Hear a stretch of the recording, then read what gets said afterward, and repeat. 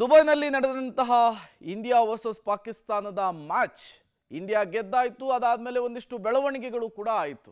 ಏನೇನಾಯಿತು ಅನ್ನೋದರ ಡೀಟೇಲ್ಸ್ ಅನ್ನು ನಾವು ಮುಂದೆ ಇಡ್ತಾ ಇದ್ವಿ. ಪಾಕ್ ಆಟಗಾರರಿಂದ ಮತ್ತೆ ಮತ್ತೆ ಉದ್ದಟತನದ ಪ್ರದರ್ಶನ. ಏಷ್ಯಾ ಕಪ್ ಸೋತ್ರೂ ಕೂಡ ಪಾಕ್ ಆಟಗಾರರು ಬುದ್ಧಿ ಕಲ್ತಂತೆ ಕಾಣಿಸ್ತಾ ಇಲ್ಲ. ಪ್ರಶಸ್ತಿ ಸ್ವೀಕಾರದ ವೇಳೆ ಪಾಕ್ ಕ್ಯಾಪ್ಟನ್ ಆಘಾ ಧಿಮಾಕು ಪ್ರದರ್ಶನ ಮಾಡಿದ್ದಾನೆ. ಬಹುಮಾನದ ಚೆಕ್ ಅನ್ನು ಬಿಸಾಡಿದ್ದಾನೆ ಪಾಕಿಸ್ತಾನದ ಕ್ಯಾಪ್ಟನ್. ಚೆಕ್ ಅನ್ನು ಬಿಸಾಡಿ ಉದ್ದಟತನವನ್ನ ಪಾಕ್ನ ಕ್ಯಾಪ್ಟನ್ ಪ್ರದರ್ಶನ ಮಾಡಿರುವಂಥದ್ದು.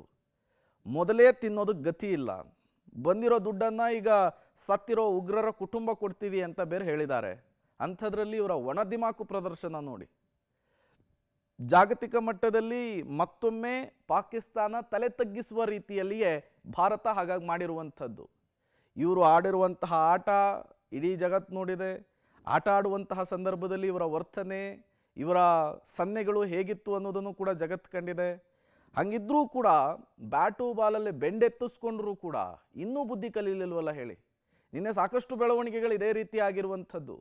ಪ್ರಶಸ್ತಿ ಸ್ವೀಕಾರ ಮಾಡುವಂತಹ ವೇಳೆ ಪಾಕ್ ಕ್ಯಾಪ್ಟನ್ ಒಂದು ರೀತಿ ದುರಹಂಕಾರದ ವರ್ತನೆಯನ್ನು ತೋರಿಸಿರುವಂಥದ್ದು. ಬಹುಮಾನದ ಚೆಕ್ಕನ್ನು ಬಿಸಾಡಿರುವಂಥದ್ದು.